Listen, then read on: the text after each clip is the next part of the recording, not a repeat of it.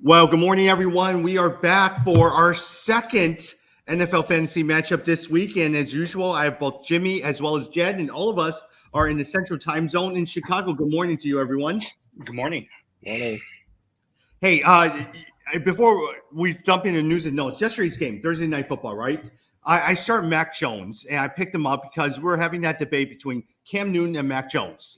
And in our keeper league, Jed, I needed a slow and steady quarterback to get me points. He got me 11 points, a little bit disappointed, but that's where you. But Mac Jones, 207 yards, 1 touchdown.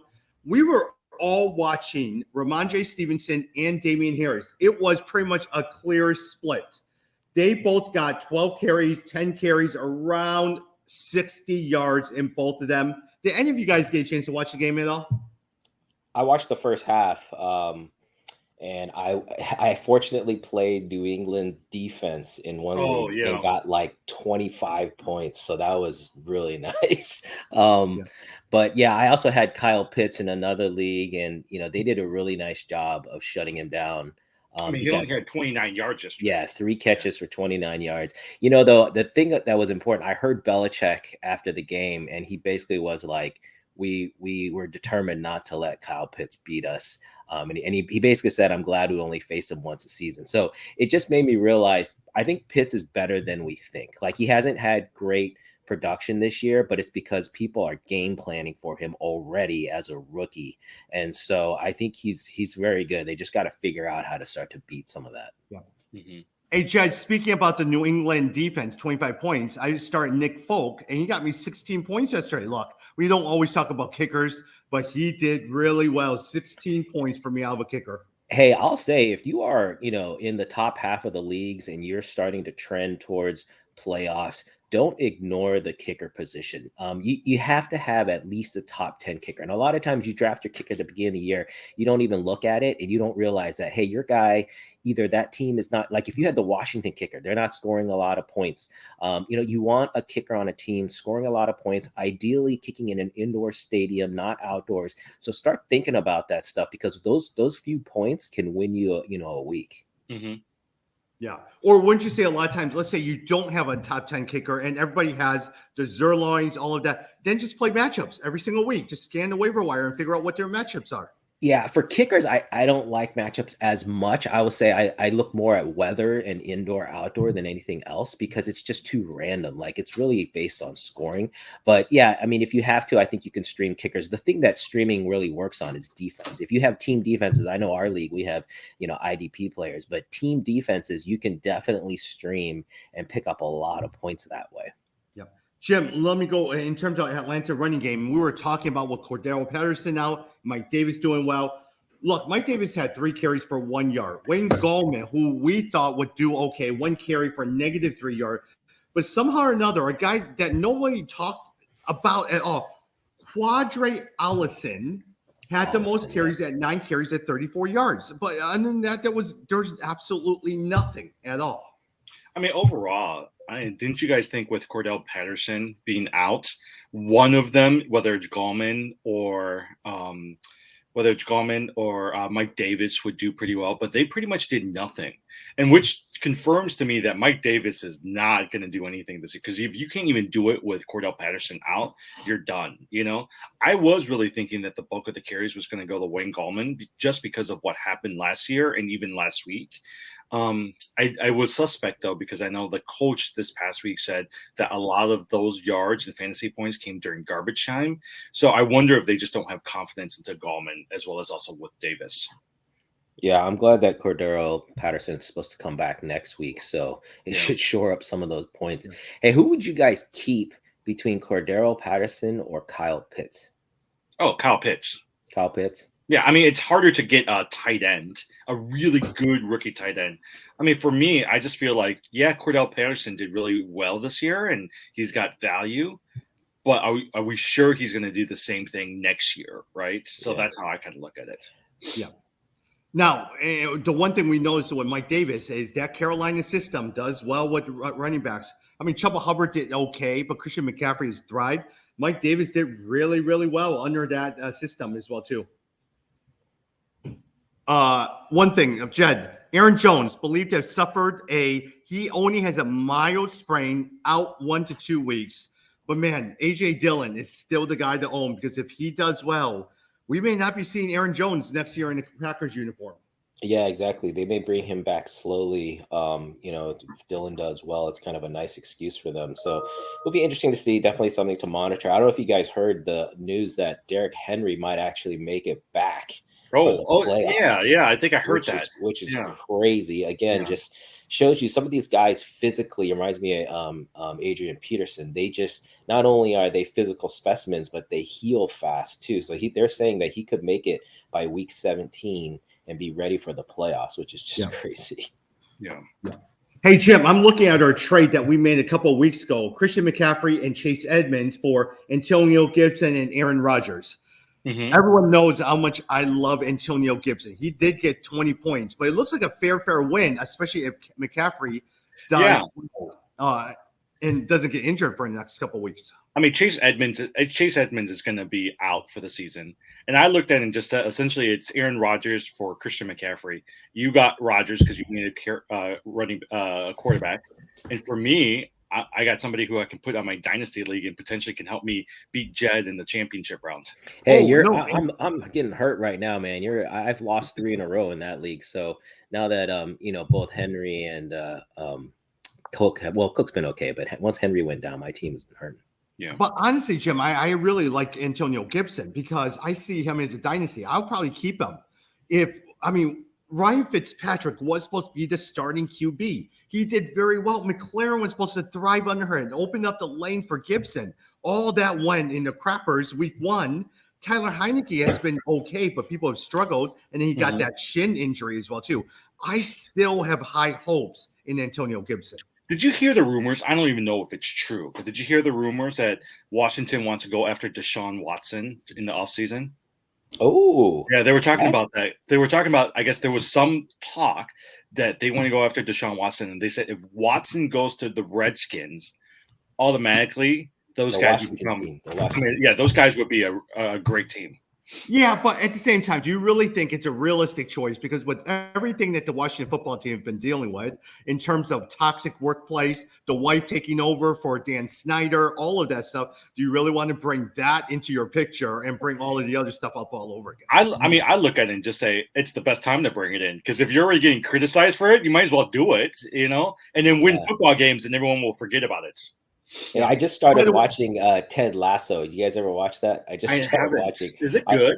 Well, it's interesting. It's basically like Major League. You guys remember Major League? Yeah, I love Major League Baseball. Yeah, it's the same thing. Like the owner is trying to get the team to tank, but it's like a soccer team.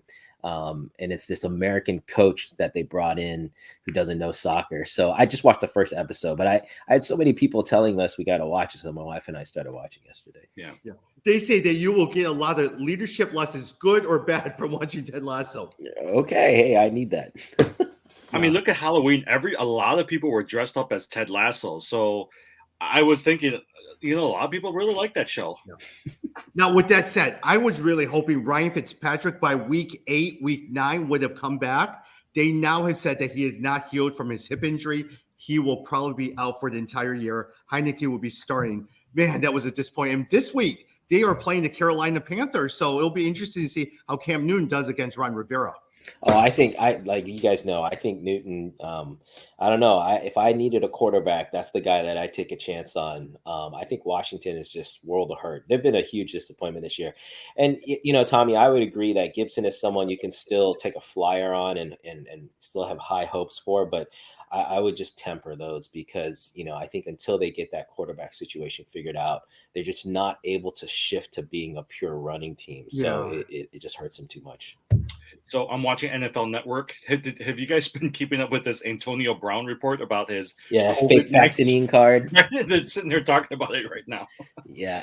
Also, how do you get irregularities on a COVID-19 vaccination card? Yeah, I don't know. It's crazy what people are willing to do. He paid $500 for that card. He paid $500. Man, those things are so. I don't know if so. Okay, so here's a blast from the past. When I was in college, I was part of a group of the kids that were figuring out how to make fake IDs. Yeah. And it was pretty sophisticated. Like, you would have different layers for the holograms, for the signatures, and you kind of have to layer them with plastic and then burn them in and stuff. But man, those vaccination cards, those would be the easiest things to fake. Oh They yeah, are totally. they Yeah. are horrible. They're So card stock. They're like an index card. yeah, like it should be like a piece of cake to get like a really good one. Well, and here's my thing. How do you have irregularities, right? So if you have it, all you got to do is just copy what somebody else did and you'll be fine. My guess is the irregularities, knowing a little bit of this, is so you have to have a booster or you have to have the second dose 3 weeks after. Knowing him, he didn't know that. So he put down like 2 random dates. And I bet that's how they got him. Well, I heard, I don't know if you guys, there was a family that got detained. They were trying to fly, I think, overseas. I forgot where, but essentially they had vaccine cards for kids at that time, for kids who were like, 8 and 10 or something, and then they hadn't been approved yet. And so they were like, how do you have this? Yeah. One other thing is, sorry about that. Someone's texting me with all these random questions. Kyler Murray, most likely it's going to be close, but he's going to play in week 11 against the Seahawks. Let's say, for instance, he doesn't play, and with Matthew Stafford out, right?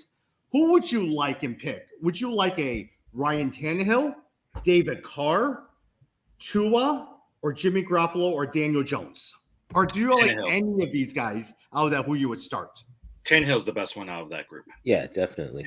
Yeah. Because I have Tannehill and David Carr, and I've been looking at David Jones and Tua. They're too inconsistent. Tannehill will at least get you a consistent 18 to 22 points. And that's actually, I mean, if you look at your team, that's the best that you can do. Yeah. What about yourself, Jed? No, I agree with that. I mean, you guys know I dropped Tannehill because I had 3 quarterbacks, Burrow, and Murray, but I think Tannehill is the best group. In fact, I'm surprised you didn't take a chance on Tannehill as opposed to Mac Jones. Yeah. The other thing, I don't know if you guys have been watching it as well too. Saquon Barkley is going to come back this week, so I'm paying attention to him. Right now, I'm not starting him though. No. And then I'm also hesitant because who is it? Justin Herbert from San Diego was very limited this week. So I'm just worried because all of these guys are on playoff teams for me. And I'm just at that place where if I lose 1 or 2 games, I'm out of the playoffs. So I'm being very careful about who I pick. So a guy like Tannehill is actually really important for me because I need those consistent points. Yeah. And A.J. Brown has been doing pretty well, and Tennessee has been on the roll. And with them starting now at the same time, Deontay Foreman, you have high hopes or decently high hopes for. But again, you don't know how well he's going to do. Tannehill might be a safe bet for that one. I mean, and their defense is actually pretty good as well, too, for Tennessee. And so I feel like that relieves the pressure off of the offense for Tannehill to have to feel like he has to manufacture touchdowns or points. So I actually think he's in the best position in terms of like fantasy. Hey, Jed, Alvin Kamara did not participate on Thursday's practice, and it looks like he is probably won't play again this week. Oh, that's not good. That hurts me in a couple. Yeah, Mark Ingram, I think, has already said he's prepared to play. Yeah, Ingram's been a really good pickup for anyone who got him. He's looked pretty good down there. So, yeah, no, that's disappointing to hear. I actually didn't know that. Yeah. Alex Collins was downgraded to did not play on Thursday. Chris Carson is unlikely to come off injured reserve. Man, that means, Jim, you either have Rashad Penny, DJ Dallas, or Travis Homer. If you're desperate for running back, who would you even pick? I mean, I think out of that group, you would pick Rashard Penny, but it's going to be a 3-headed committee for Seattle. I mean, if you can find somebody else, that'd be great. But out of the 3, I would pick Rashard Penny. I do think this is maybe indicating the end of Chris Carson's because I think if he can't even come back, I mean, he's already old and they were already suspect at him. My guess is Seattle's going to try to draft a running back in this in the draft coming up next year. But I do see him potentially moving on. Now, with that, I would probably say is Rashad Penny has had his chances. He has always been suspect. I would actually try DJ Dallas. I mean, I think he has potential to actually do decently well. over Rashad Penny. Don't you think that Penny for sure is going to get the bulk of the carries if Alex Collins is not going to go? Whether or not DJ Dallas is going to have a big long run, but I do think your starter or the primary person is going to be what's his name? Rashard Penny. Yeah. Hey, Jed, Elijah Mitchell, broken finger. Here's the problem with Elijah Mitchell that we've seen. He gets a lot of carries. They give him the ball a lot, but they don't give it to him in the red zone. And that's the problem is he'll get you like 15 carries, 16 yards, but no touchdowns. So here's my dilemma, right? I have to play either James Robinson, Elijah Mitchell, or Antonio Gibson. Who would you pick? Ooh, it's between Antonio Gibson and James Robinson. James Robinson, yeah. And actually, I think I'd go with James Robinson actually over San Francisco. They're playing San Francisco. Yeah, I know they're playing San Francisco, but just that he's going to be the featured guy no matter what. He's going to get more carries. He's going to get the goal line carries. Gibson had a really good week last week though, so that's the only thing that's giving me pause. But as we just talked about, Washington without solid quarterback play. Yeah. I think Carolina's going to jump on them too. I think they're going to be coming from behind. The Jags, man, don't sleep on the Jags. They've been playing really well the last few weeks. They've almost had some pretty big upsets. Obviously got their first win. So, that could continue against the 49ers. I mean, I like James Robinson. He's actually pretty good. I mean, and honestly, he's again consistent 17 to 25 points. And so I like that with Gibson, you never know if he'll score 3 touchdowns or he'll only run for like 30 yards. So for me, I mean, in these days right now, especially as you're heading into the playoffs, consistency is the key in terms of who you play. Yeah. Hey, Jim, let me ask you a quick question. Jed, one of our guys that Jimmy and I are in the league with, he was telling us over dinner this past weekend that he stockpiled all of the tight ends. I was wondering, why does he have 4 tight ends? He purposely stockpiled the tight end so none of us would have it. So now, look, my tight end is Mo Alley-Cox. All right, he stinks. Yeah, I think we'll know him. He's our friend Arnold, and he took all of the tight. And okay, so I'm trying to trade for a tight end, and all people will trade a tight end for is a Justin Jefferson, a CeeDee Lamb, or a Devontae. And I was like, I'm not trading any of those people for your tight end. Hey, you know what? I like that strategy, but I'll say on a week-to-week basis. So I've done it where I looked ahead to the matchup against my opponent, and I knew that their tight end was on a bye week, so I knew they'd be picking up a tight end. So then I picked up like the top 2 guys so that they would have to go and get like a Mo Alley-Cox as their tight end. So I've done that before, but never for a whole season. That's a pretty tough task for the whole season. And another guy in our league, he has Kyle Pitts and TJ Hawkinson. So I've been trying to get TJ Hawkinson, our friend Jalen. He will not trade unless it's McLaren. He says, I'll give it to you for McLaren. I said, I'm not giving you Hawkinson for McLaren. That's crazy. He was telling me he needs a wide receiver, and he's holding out, hoping that someone will give him a wide receiver. I also told Jalen, you're in last place. I don't know what you're waiting for, but he thinks he can come back.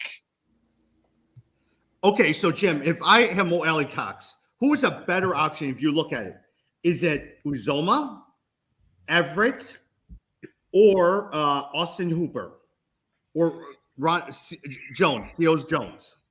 I'm just thinking, right?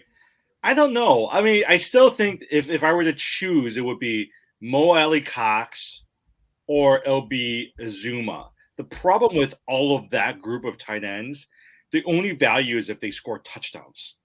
And so in any given week, they might score a touchdown, but they're not going to be consistent. You're just hoping that they'll score at least one touchdown to make it worth the day. My problem with Mo Alley-Cox the last couple of weeks, 1 point, 3 point. Oh my gosh, he's terrible. Yeah. I wouldn't. So I would pick based on the defenses they're playing. So Mo Alley-Cox, the Colts are playing the Bills. That's pretty tough. Whereas the Browns are playing the Lions. So I think Austin Hooper might be your best bet there. Who's Cincinnati playing this week? Do you remember? Oh, they're playing Las Vegas. Yes. Yeah. I don't know. I would go. I think if I roll the dice, I would go with Uzoma. Yeah, Uzuma's not a bad bet either. I was just going to say that too, because there's going to be, I expect that game to have a lot of points. That Bengals Raiders game is a really interesting one. And then the other big one, I think, is the Cowboys Chiefs, man. The Cowboys Chiefs both came off of 40+ point games. It'll be interesting to see if their offenses can keep clicking like that. We'll see. Yeah. Hey, Jed, Nick Chubb is trending in the right direction for Week 11 return. If that's the case, you're starting Dearness Johnson this week. I'm still starting him. I think he showed you his value, and we know that the second back in Cleveland can get points, and they have a two-headed. It's not a committee per se because they definitely will lean on Chubb, but there's enough to go around. Especially if you expect the Browns to blow out the Lions, then expect them to sit Chubb a little bit and still lean more on their second back being Dearness Johnson. So I would still play him. Yeah, but it really does show that you can find running backs anywhere. There are so many no-name running backs, Dearness Johnson, Ramondre Stevenson. You could easily get them, especially for NFLT, in a trade for a third round or fourth round and get a decent running back. Look at Elijah Mitchell over coming Trey Sermon. Jed, my only hesitation about Dearness Johnson is Baker Mayfield is hobbled. He has no receiving cores outside of Jarvis Landry.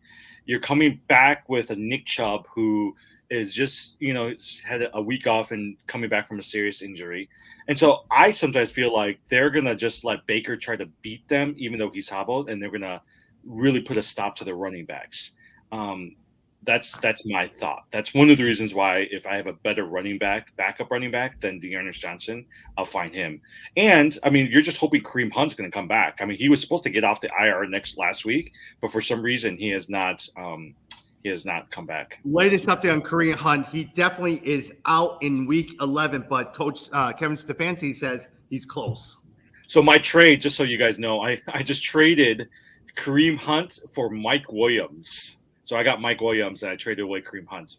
I don't know if it's good, but I'm just rolling the dice on Mike Williams. Yeah, I've got Williams playing this week. He's been he's just been hurting the last few weeks. He's just so inconsistent. But the Chargers, I mean, Justin Herbert really has had a up and down season, so he just hasn't been consistent. The other guy I'll mention though, Tony Pollard. I was just looking at our league, like who's available. Tony Pollard's still available out there, and Zach Moss.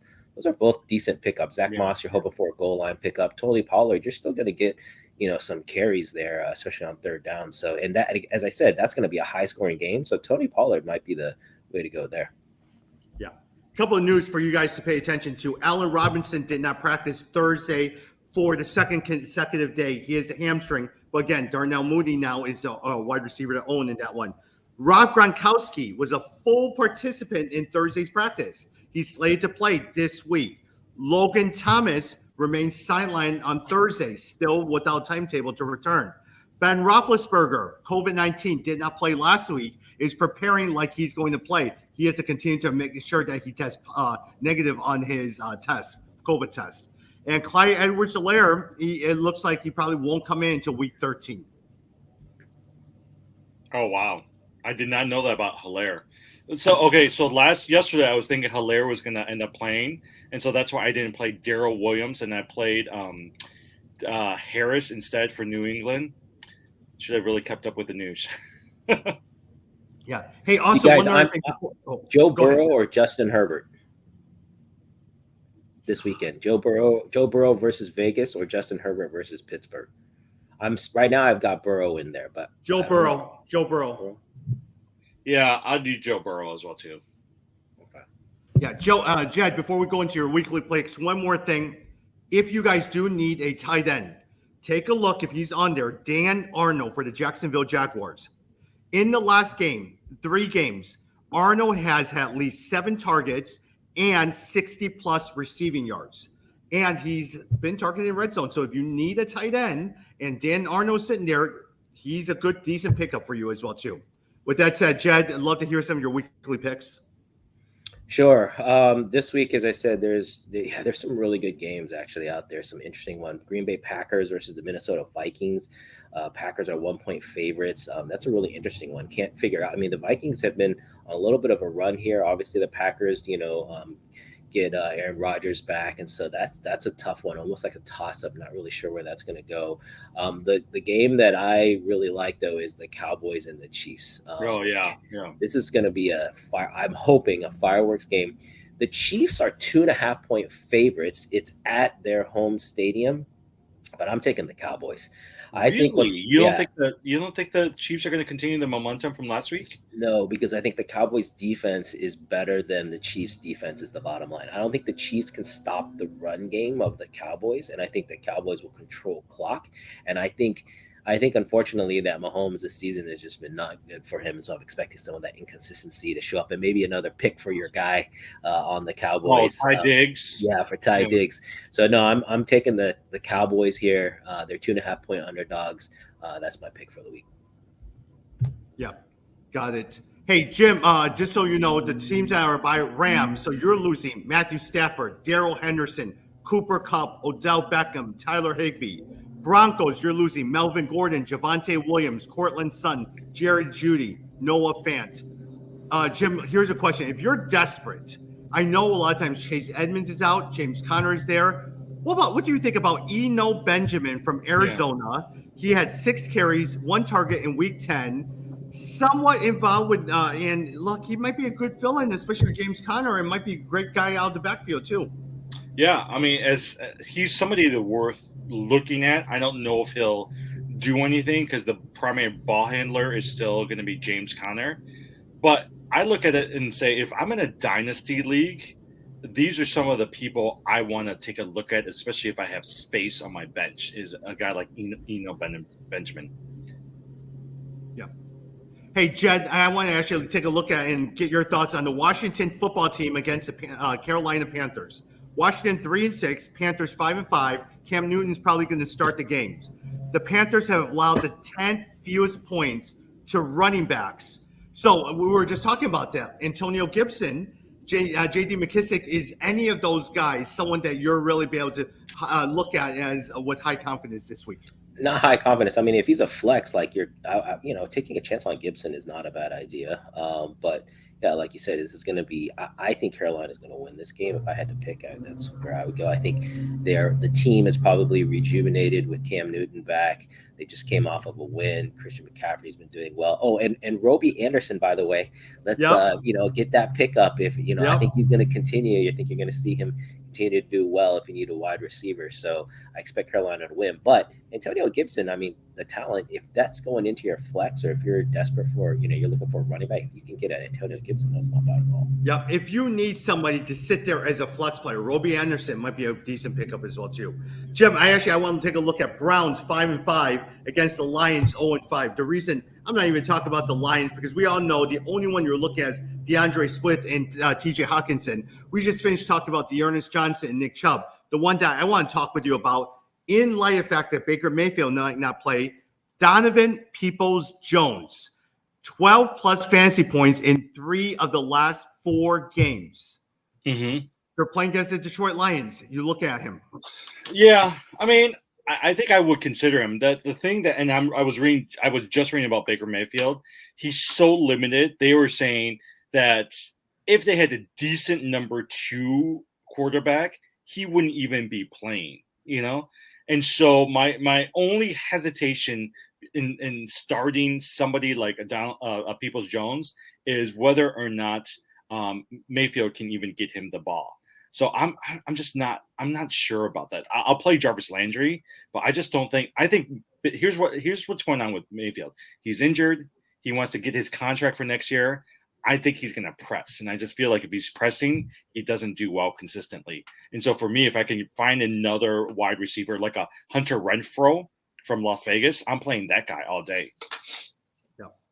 Jed, 49ers 4-5 against Jaguars 2-7. Look, Deebo Samuel has been outstanding. Talk to me. George Kittle was really, really good. Talk to me about 2 players. Brandon Ayuk over at the San Francisco 49ers. But on the Jaguars, I will look at James Agnew. He has 10 plus fantasy points in 4 of the last 5 games. He has 75 plus yards in 2 of the last 4 games. Tom, it's Jamal Agnew. San Francisco 49ers. Jamal Agnew. Jamal Agnew. Talk to me about those 2.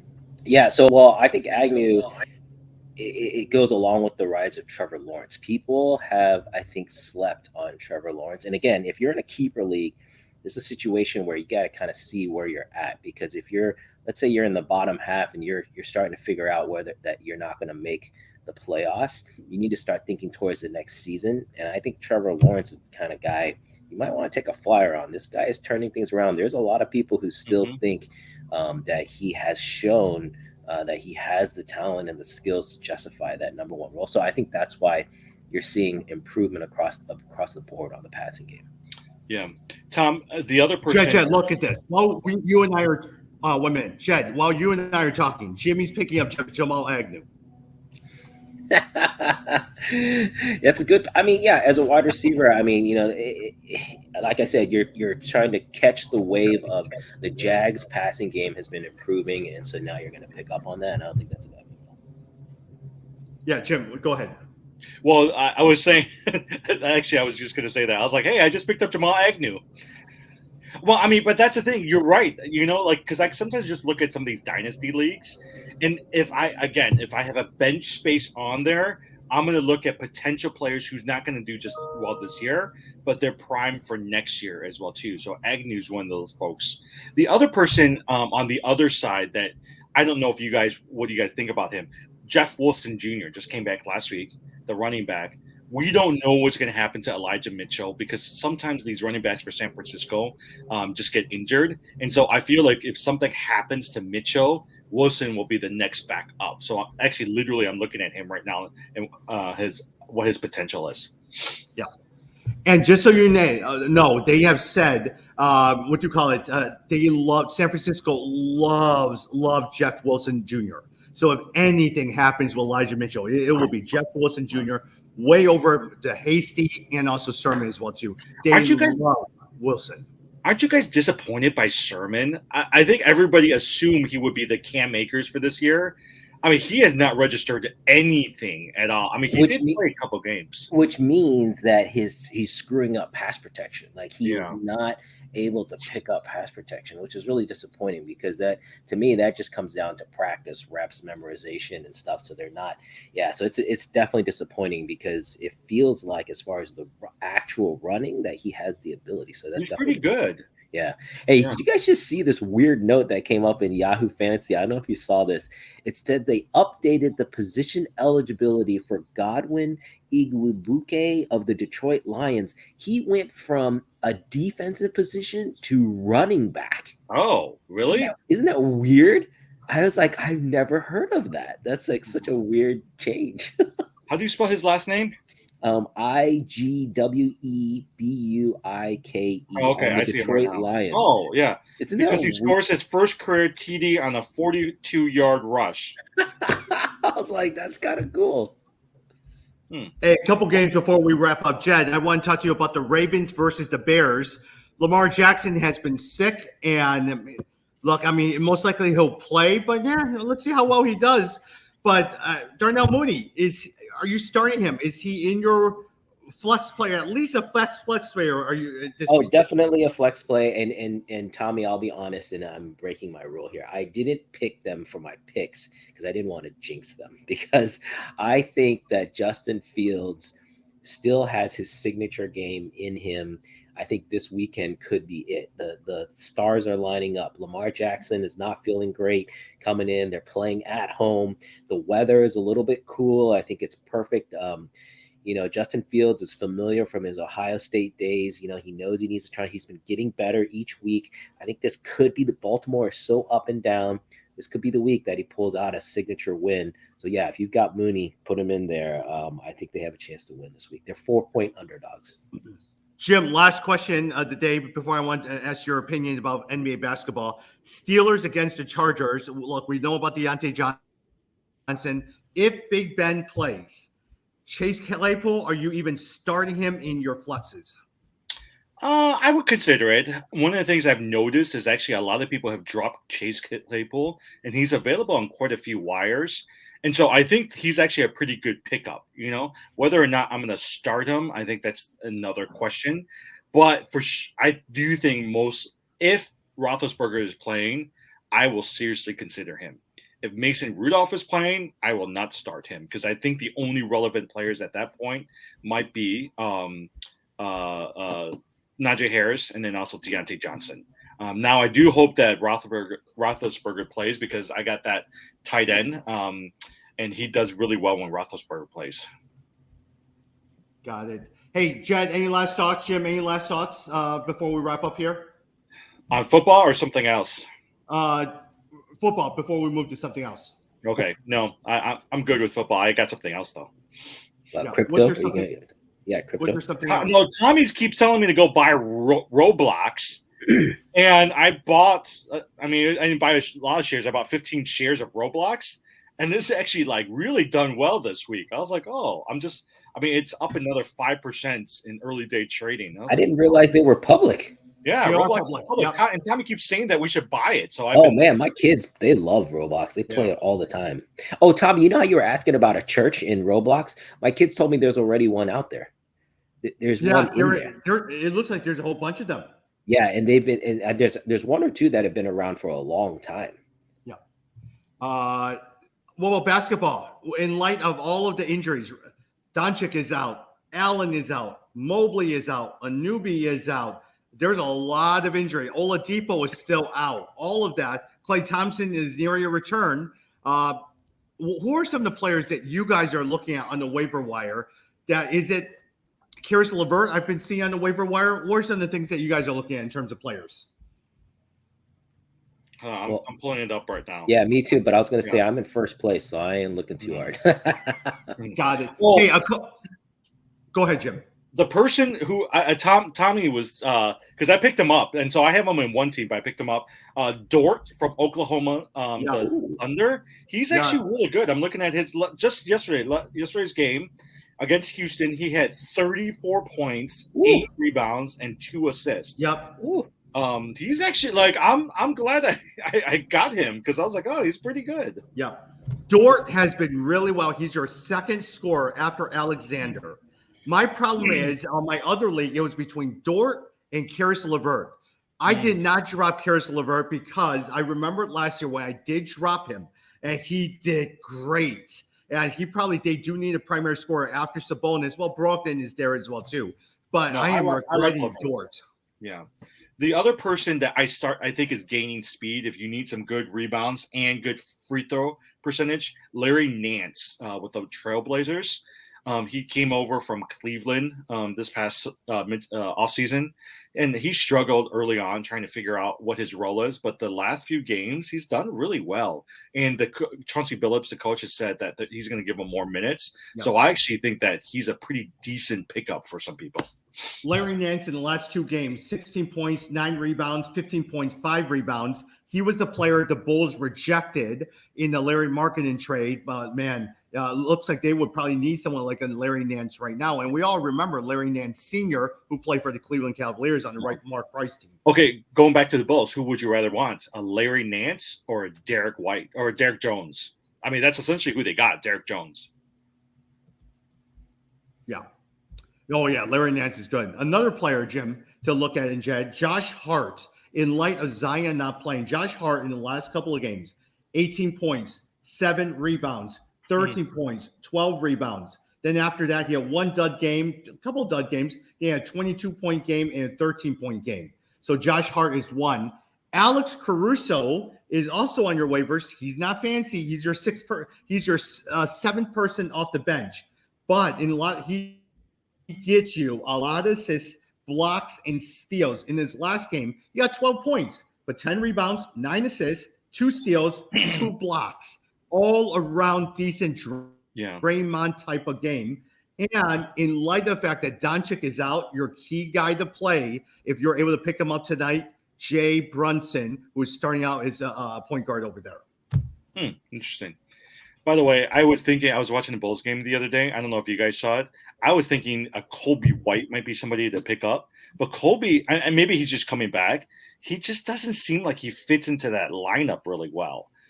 He just didn't do anything. So a Caruso, like having a Caruso and Alonzo Ball is so much better than a Kobe White.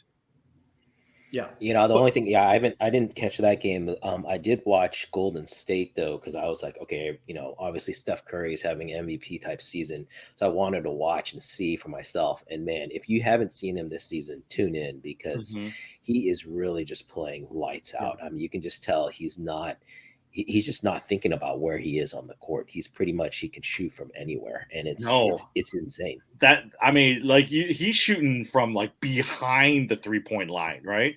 And so I was like, whoa. And it's all net too. It's not like backboard in net. It's Yeah. all net for that guy. Yeah, he's just very, very locked in. And that team as a whole is just super surprising. I mean, to be in the position they are and not have Klay Thompson yet, I mean, that's pretty scary.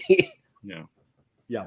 Well, I was listening to the Brian Windhorst podcast, and they said the guy that really puts everything all together, Andre Iguodala. He is the glue that they were missing last year. He has gotten Draymond back on board. He has gotten Steph focused instead of just shooting all the time. And then you have a lot of depth in all the players. Wiggins suddenly is playing not only offense, but defense as well, too. It has gone really, really well. I was going to say Wiggins to me and maybe that is the influence from AI, but Wiggins has been so much more consistent this year. If you drafted him, you're definitely getting way more value than what you drafted him for. He's been great. Well, and also they have a pretty good bench, like Jordan Poole.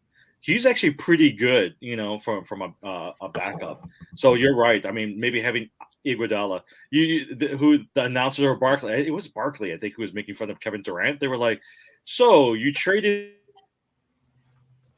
Oh, he died. Yeah, he froze. He froze. Anyway. All right. Jim, you froze. Hey, we got to wrap up here. It is all of us have to go back to work, and we'll come back on Tuesday. And hey, just so you know, the Monday night game, again, they always put the Giants on Monday night, all right? They've been on more Monday night, and they're a boring team. Yeah. But I think a lot of times they like the Giants over in the East Coast. They're playing the Buccaneers for this week's Monday night game. And so we'll see what happens. All right. See you guys later. Okay. Tom, seriously, Roblox is doing pretty